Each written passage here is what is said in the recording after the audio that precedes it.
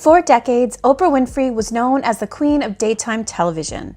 If Oprah endorsed a book, product, or person, their careers could explode overnight. Her show helped launch authors, doctors, celebrities, and self-help gurus into superstardom. But over the years, many of those same people became incredibly controversial. Some were accused of spreading dangerous misinformation. Others were involved with massive scandals, fraud, allegations, abusive behavior, or even criminal activity. Today, we're looking at the most problematic people Oprah helped promote and the controversies that followed. Welcome back to Scandal Society. My name is Wendy, and on this channel, we mini dive into all things celebrity and influencer culture, past and present. Is there far more important things going on in the world right now? Absolutely, but it is okay to take a moment to escape from reality with some drama that doesn't affect our lives in any way whatsoever. One of Oprah's biggest success stories was Dr. Oz.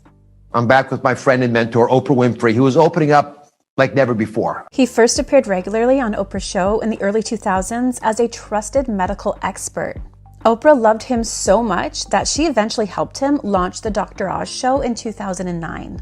And it became a massive hit.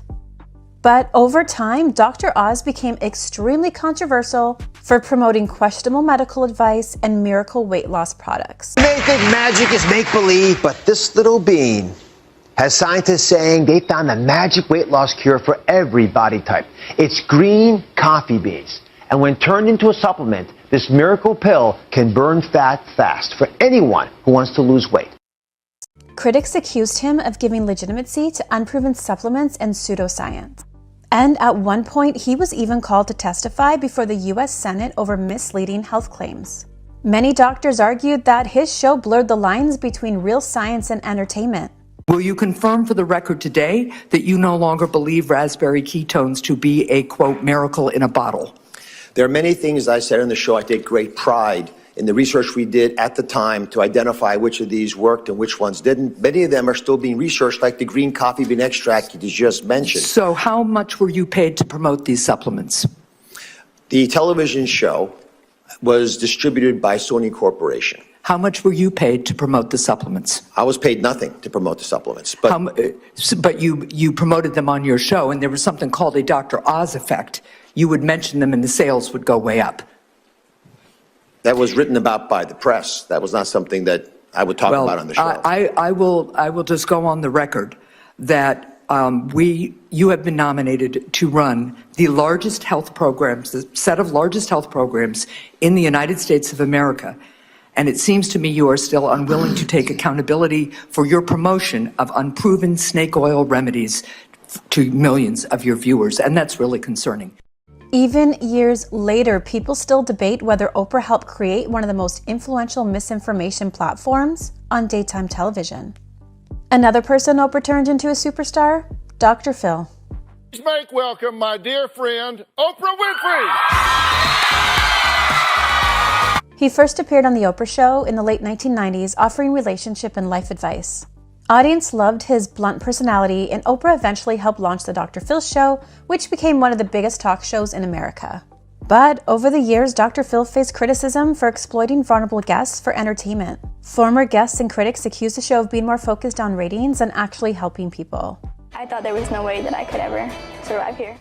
But Rigoli isn't the only one speaking out against the ranch. In February of 2021, Colorado resident Hannah Archuleta sued the facility for an alleged assault at the hands of a staffer. Archuleta, who also appeared on Dr. Phil, claimed she was reprimanded for reporting the incident, according to the New York Post. Rigoli addressed Archuleta's allegations and demanded, Dr. Phil, I am going to give you from now till April 5th to issue an apology.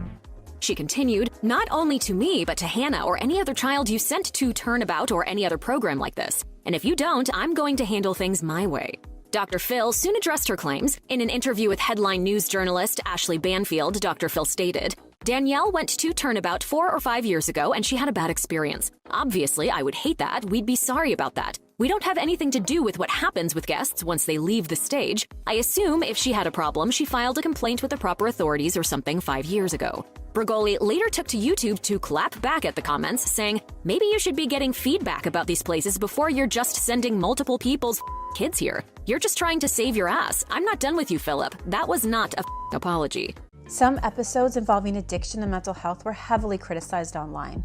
Some even questioned whether certain situations on the show were manipulated or exaggerated for drama. But people seem to forget the fact that Dr. Phil hasn't had a medical license since 2006. He chose not to renew a medical license so he can focus on entertainment.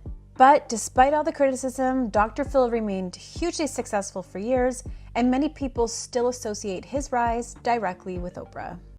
It's time to have a serious conversation about Dr. Phil. Phil McGraw has contributed to the abuse of children as his show has run for the last 15 years. First of all, a child's mental health is not adult entertainment. I can't even begin to imagine how much work goes into writing contracts that don't break HIPAA laws. Dr. Phil talks about sending his guests to self-help places. The programs that he sends kids to are owned by the Aspen Education Group. Programs under this group's care collectively have thousands of abuse complaints. On top of that, deaths have occurred at every one of these programs.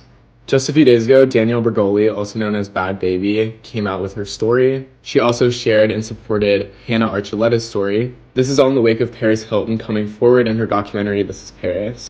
Because of them, Breaking Code Silence has taken off this year, and survivors of institutionalized child abuse like me are so thankful. So Dr., or should I say Mr., because you haven't recertified since 2006, Phil, where's the accountability? Let's tag him and find out. This might be one of the most infamous scandals in Oprah's history. In 2005, Oprah selected James Frey's memoir, A Million Little Pieces, for her massively influential book club. She praised the book emotionally on her show, helping it become a bestseller almost overnight. There was just one problem. Large parts of the memoir were fabricated. This man right here fooled Oprah Winfrey, and as a result made off with hundreds of thousands of dollars. This is James Frey. He wrote this book called A Million Little Pieces, which was marketed as a memoir about his life as a recovering drug addict. It's full of stories about his road to recovery and the relationships he forged along the way. Oprah included the book in her world-famous book club, and it went on to sell over 5 million copies as a result. And then it was revealed that the memoir was largely fabricated. Despite the ensuing bad press, Frey published another book marketed as a memoir, and that was found to be partially made up too. And the interesting thing is that this whole controversy sparked a shift in the literary genre of memoirs. They're now looked at with a higher level of scrutiny by literary agents, publishers, the media, certainly readers, and presumably Oprah. At first, Oprah defended Frey publicly. But after the backlash exploded, she invited him back to her show for a brutal confrontation that became television history. I don't know what is true, and I don't know what isn't. So first of all, I wanted to start with the smoking gun report, titled The Man Who Conned Oprah. And I want to know, were they right? I think most of what they wrote was pretty accurate, absolutely. Many viewers felt Oprah was embarrassed that her endorsement had helped sell a fake story to millions of people. The incident became one of the biggest scandals of her career. This next story is disturbing, so feel free to skip.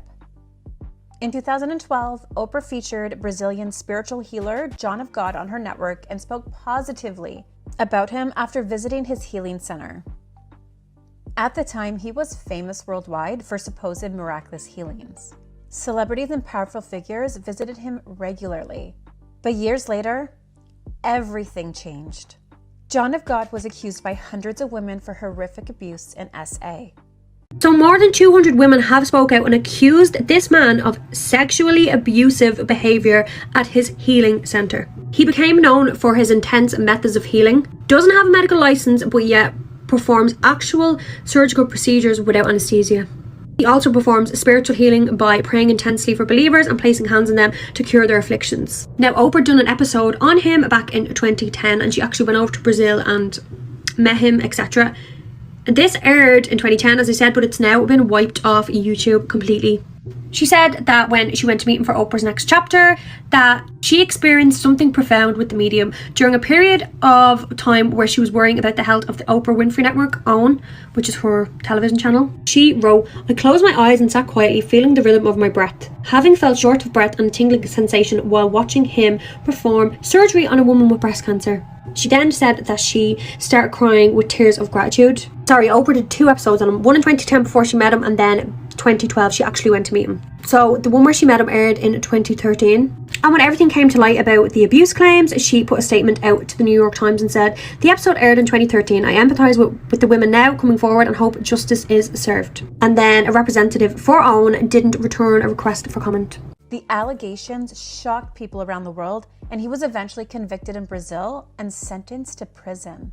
After the scandal exploded, many people criticized Oprah for helping legitimize him in the first place. But to be fair, there's no evidence Oprah knew about the crimes at the time. But the situation became one of the darkest scandals connected to a celebrity endorsement ever. And you would think that Oprah, after all this time, would have learned her lesson with promoting spiritual leaders, but she did not. And another major figure that she helped introduce into mainstream audiences was Deepak Chopra. For years, she helped promote his books, spiritual teachings, meditation programs, and wellness advice. The string between your thumb and your forefinger, while you're holding that still, mentally have the idea it's moving back and forth, wider and wider. See, it's already doing that. Now, once it's doing that, just change the idea in your mind. Instead of swinging it like that, it's going to start swinging like this. Oh, my mentally. heavens. Now, mentally have the idea that it's going to start making circles. Just mentally have the idea. It's going to start making circles. There you are. See? The two even collaborated on online meditation events that attracted millions of participants worldwide. Supporters praised Deepak for encouraging mindfulness, stress reduction, and spirituality, which even I agree is a great thing. We all can use a little stress reduction from time to time. But critics argued that many of his claims about health, consciousness, and quantum physics were scientifically misleading. Scientists and medical experts have repeatedly accused Chopra of using complicated scientific language in ways that don't actually make sense scientifically. Others criticized some of his alternative medicine ideas as pseudoscience.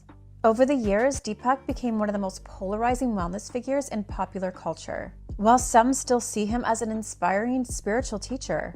And once again, Oprah helped give mainstream credibility to questionable wellness claims and guru culture. And it's also come out that recently, he was really close with a certain Jeffrey that owned an island and had an infamous list. And that basically tells me anything I need to know about that man. Another prominent physician in the files, and this time it's Deepak Chopra. This is that physician who turned into a wellness guru who's made like books and videos and like 95 books, and it's made him one of the best known and wealthiest figures in alternative medicine. But also, guess what else he was doing in the meantime? Here's some selected things from the files. In 2016, he writes, "She visited for a weekend a while ago, have invited again in the future, innocent and smart at the same time." Maybe that's not a problem, except he's writing this to someone who was convicted for solicitation involving a minor 8 years before. Come to Israel with us. Relax and have fun with interesting people. If you want to use a fake name, bring your girls. He goes on to say, "Anything we share is between us. I share nothing with anyone but trust you," which is a totally normal way to end an email if you've been sharing problematic things with each other.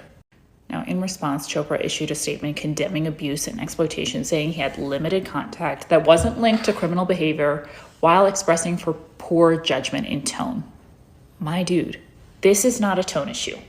The frequency, content, and context of the interactions make it so troubling that a public figure preaching ethics and spiritual consciousness maintained such a close relationship with the To be fair, no celebrity can perfectly predict who will later become controversial. And Oprah also used her platform to promote people who were actually inspiring and good. But because her influence was so massive, the people she endorsed often gained instant credibility with millions of viewers. And years later, when those people became controversial, the backlash always circled back to Oprah. Which one of these stories shocked you the most? And do you think celebrities should be more responsible about who they promote? Like, I am honestly so curious if Oprah feels guilty for giving some of these people such a massive platform and career. Or did she even care because it made her massively rich? Let us know in the comments below, and if you enjoyed this video, don't forget to like and subscribe for more pop culture mini dives and celebrity scandals. Thanks for watching. I'll see you in the next one. Bye!